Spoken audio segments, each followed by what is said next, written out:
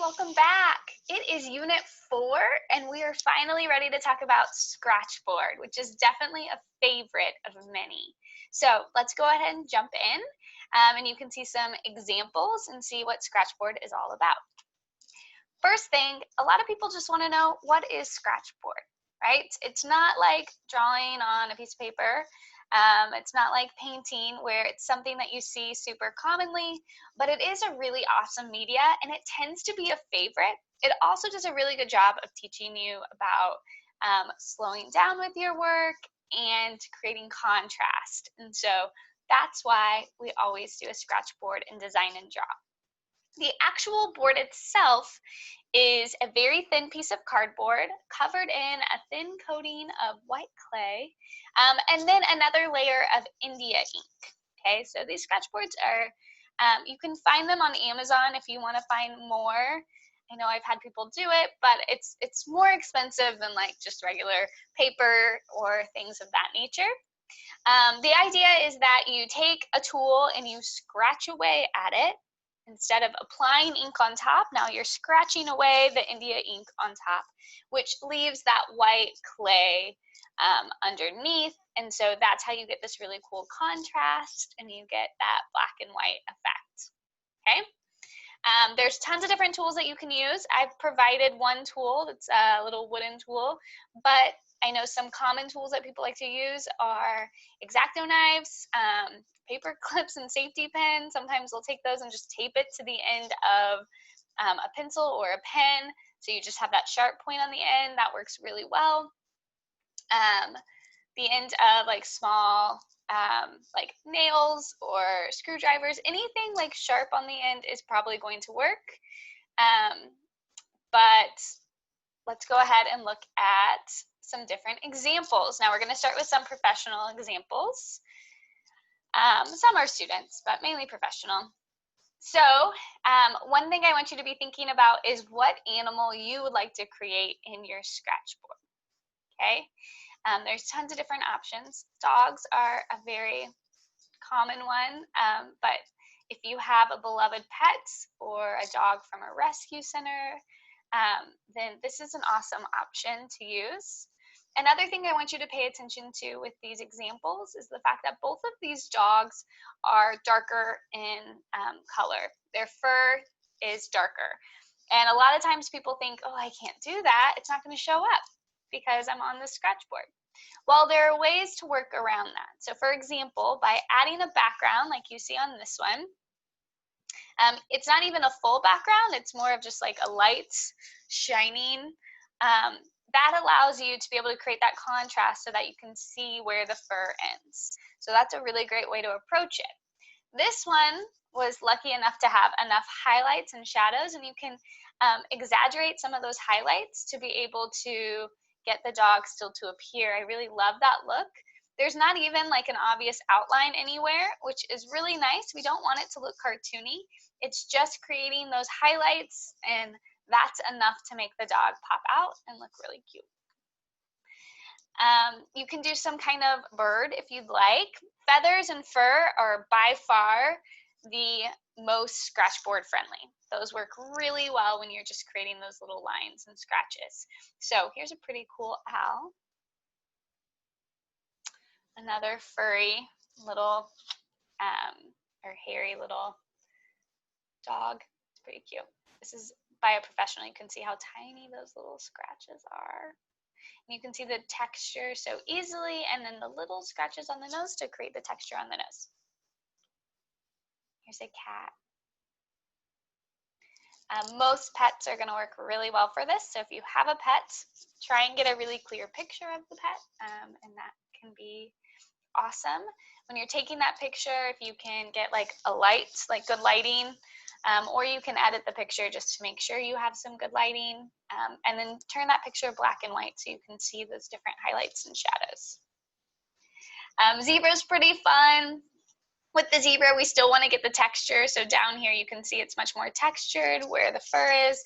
But up here, it's pretty solid because it's just the way the light's hitting it and how short the fur is. It's pretty solid, but the zebra contrast looks awesome with the Scratchboard. All right, let's look at some student examples. So here we go. Here's a student from a couple years ago. She did this incredible cat, and I loved how she took a cat that has some like darker areas that could easily kind of fade into the background, but added these little extra hairs here and there, so that wasn't a problem. She also created these little tiny specks. She did that on purpose. I think it might have happened because she might have like scratched a little bit somewhere that she didn't want to, but I think it ended up turning out really great. And I really like the little specks. Definitely looks purposeful. Here's another cat with an example of really great craftsmanship, clean little lines, and you even included like the little collar. And so this is a pet of a student. This is not a pet of a student. If you want to do something more from fantasy, from a video game, this is an example of that. But once again, a hairy creature recreated. It turned out awesome. The student actually did multiple creatures because got really into the Scratchboard. So, and there is an opportunity to add a little color.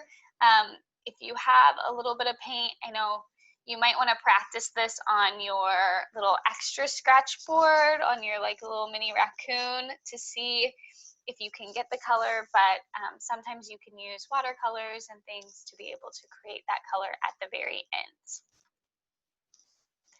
We have a monkey, once again adding just a little bit of color at the end, but incredible details, something different. A raccoon, because we can't get enough raccoons, and they work great. This one had incredible details as well. You can see those tiny little hairs. And then here's another one. This one is an example of an animal from a local cat like rescue center, and turned out incredible. So if you can find images from local places, I know the zoo has a whole skew of images, then sometimes that means a little bit more, or even from like local shelters. Here's something a little different. Killer whales, not usually great for Scratchboard just because they're not hairy, they're so smooth. But he managed to do a really awesome job to still get the point across, to make those lines very purposeful, and then all of the water shooting out, I think, is what really made this image. Here's another really cool one. You incorporated the background and incorporated these incredible braces on the lake, so something different and beautiful. And then we have a good old sloth. I love these sloths. So you can see that hair very purposely. You can see like the tiny little lines for some of that smaller fur underneath its arms, and then those longer lines for the bigger fur towards its belly. Here's another one from that same cat rescue center. Pretty cool. Tons of details, how to go around each of those little spots. You can also notice purposely left like a little line right in here so that we could see the transition from the hand or the paw to the rest of the body. Here's another couple cats. You can go for more than one if you want. I love this one. I think the image itself is pretty cool. It's filling up the page, but then also just the textures looks really realistic.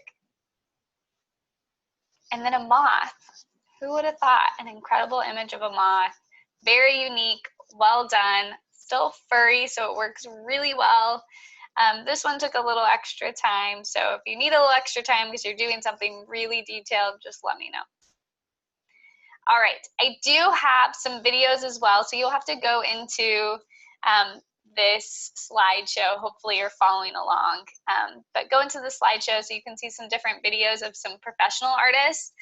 Some of them are time-lapse, some of them are actually giving you feedback and talking you through what they're doing on their Scratchboard. So I think it's really important before you do anything to see some professionals doing this as well, and you can see how they treat it.